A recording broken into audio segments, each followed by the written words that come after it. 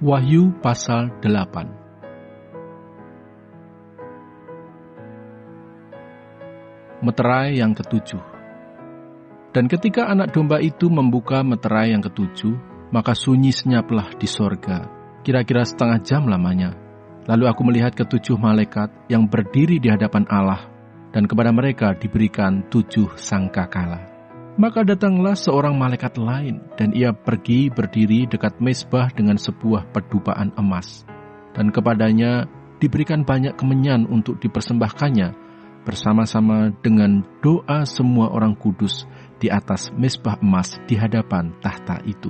Maka naiklah asap kemenyan bersama-sama dengan doa orang-orang kudus itu dari tangan malaikat itu ke hadapan Allah.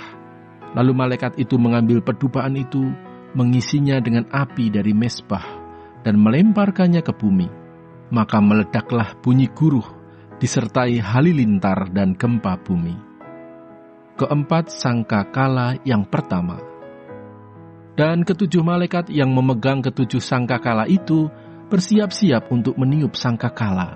Lalu malaikat yang pertama meniup sangkakalanya, dan terjadilah hujan es dan api bercampur darah. Dan semuanya itu dilemparkan ke bumi, maka terbakarlah 1/3 dari bumi dan 1/3 dari pohon-pohon, dan hanguslah seluruh rumput-rumputan hijau. Lalu malaikat yang kedua meniup sangkakalanya, dan ada sesuatu seperti gunung besar yang menyala-nyala oleh api, dilemparkan ke dalam laut. Dan 1/3 dari laut itu menjadi darah, dan matilah 1/3 dari segala makhluk yang bernyawa di dalam laut, dan binasalah 1/3 dari semua kapal. Lalu malaikat yang ketiga meniup sangkakalanya, dan jatuhlah dari langit sebuah bintang besar, menyala-nyala seperti obor, dan ia menimpa 1/3 dari sungai-sungai dan mata-mata air. Nama bintang itu ialah Absintus, dan 1/3 dari semua air menjadi absintus, dan banyak orang mati karena air itu, sebab sudah menjadi pahit. Lalu malaikat yang keempat meniup sangkakalanya, dan terpukullah 1/3 dari matahari, dan 1/3 dari bulan, dan 1/3 dari bintang-bintang, sehingga 1/3 daripadanya menjadi gelap, dan 1/3 dari siang hari tidak terang, dan demikian juga malam hari.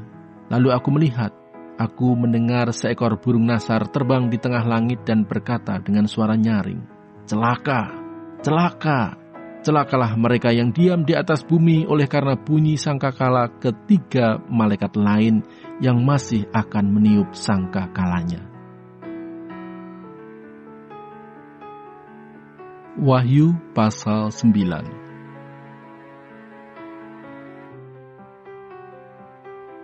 Sangkakala yang kelima. Lalu malaikat yang kelima meniup sangkakalanya, dan aku melihat sebuah bintang yang jatuh dari langit ke atas bumi, dan kepadanya diberikan anak kunci lobang jurang maut.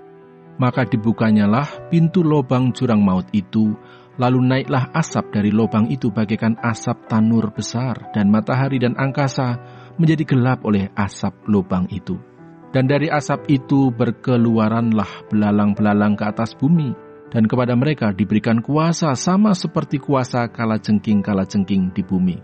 Dan kepada mereka dipesankan supaya mereka jangan merusakkan rumput-rumput di bumi atau tumbuh-tumbuhan ataupun pohon-pohon, melainkan hanya manusia yang tidak memakai meterai Allah di dahinya.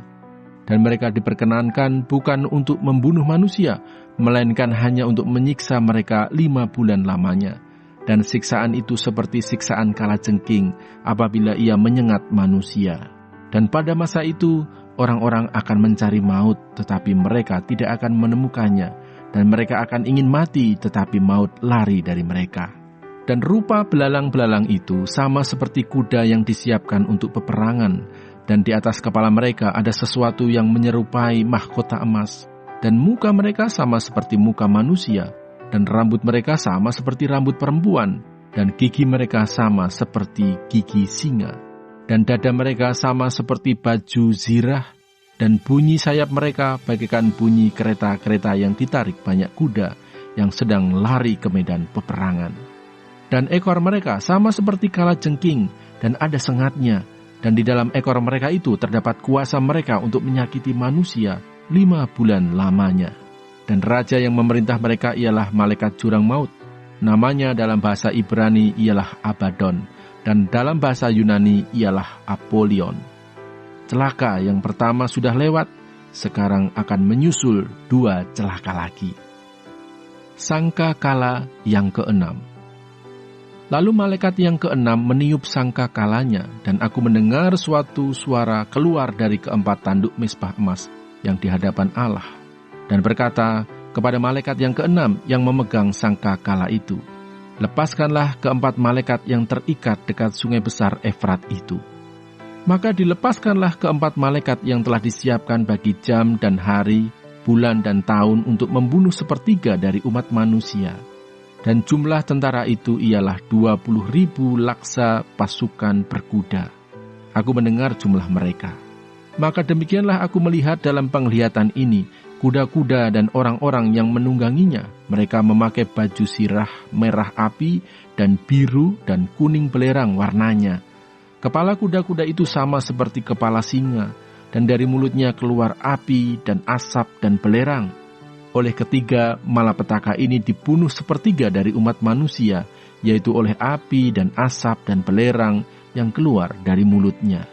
Sebab kuasa kuda-kuda itu terdapat di dalam mulutnya dan di dalam ekornya, sebab ekornya sama seperti ular.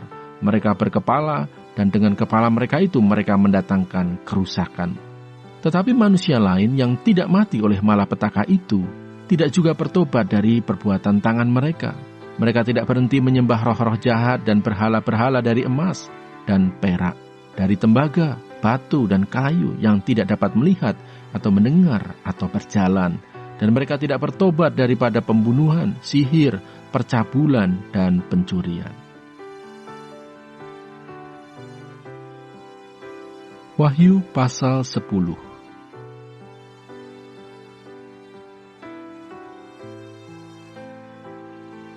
Kitab terbuka. Dan aku melihat seorang malaikat lain yang kuat turun dari sorga, berselubungkan awan, dan pelangi ada di atas kepalanya, dan mukanya sama seperti matahari, dan kakinya bagaikan tiang api. Dalam tangannya ia memegang sebuah gulungan kitab kecil yang terbuka.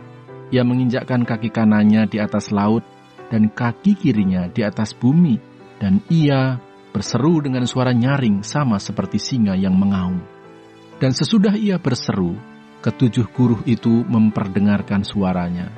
Dan sesudah 7 guruh itu selesai berbicara, aku mau menuliskannya, tetapi aku mendengar suatu suara dari surga berkata, "Meteraikanlah apa yang dikatakan oleh 7 guruh itu, dan janganlah engkau menuliskannya."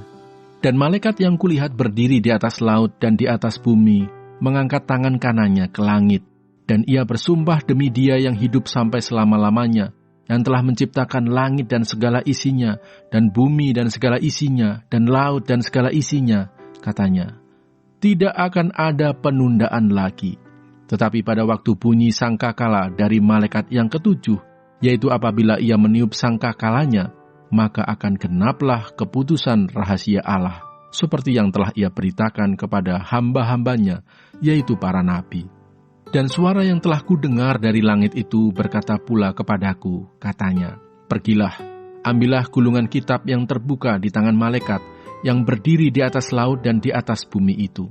Lalu aku pergi kepada malaikat itu dan meminta kepadanya, supaya ia memberikan gulungan kitab itu kepadaku.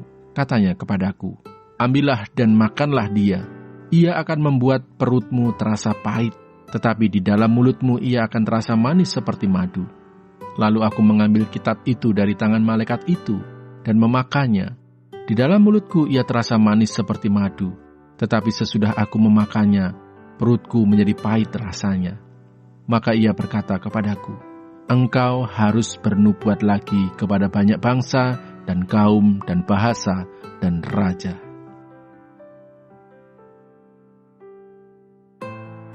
Wahyu pasal 11.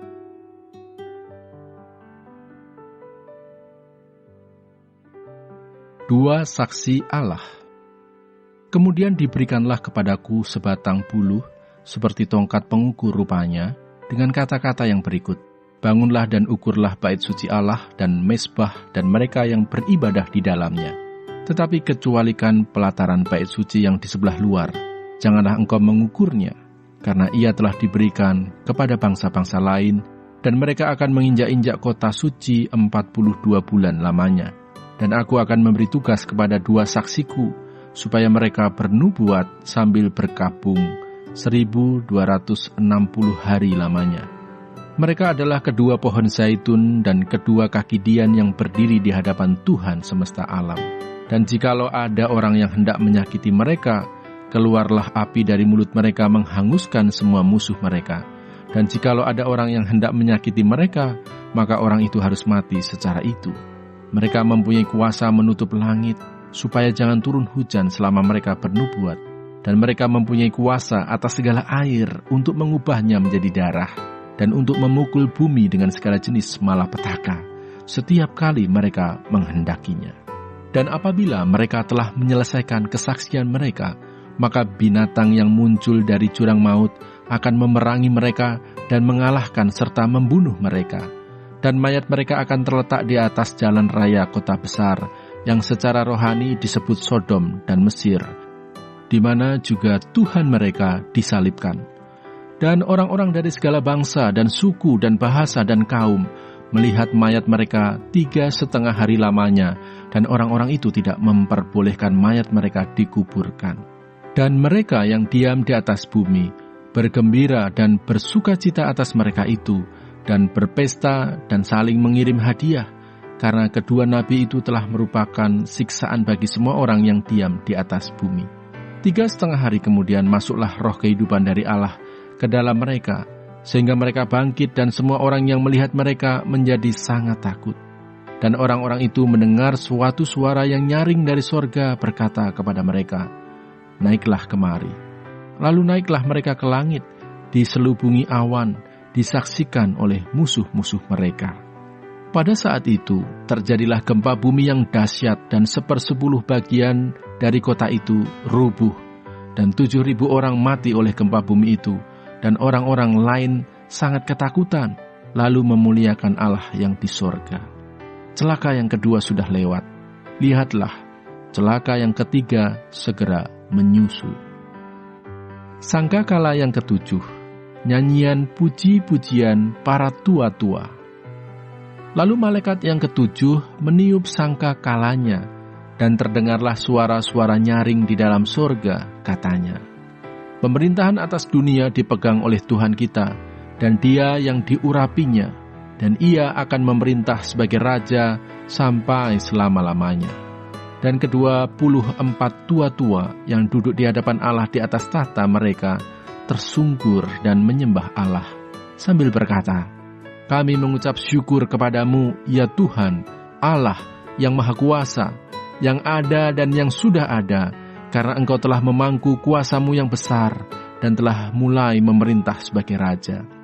Dan semua bangsa telah marah, tetapi amarah-Mu telah datang, dan saat bagi orang-orang mati untuk dihakimi, dan untuk memberi upah kepada hamba-hamba-Mu, nabi-nabi dan orang-orang kudus, dan kepada mereka yang takut akan nama-Mu, kepada orang-orang kecil dan orang-orang besar, dan untuk membinasakan barang siapa yang membinasakan bumi." Maka terbukalah bait suci Allah yang di sorga, dan kelihatanlah tabut perjanjiannya di dalam bait suci itu, dan terjadilah kilat dan deru guruh dan gempa bumi dan hujan es lebat.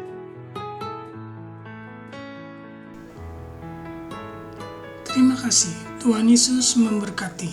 Amin.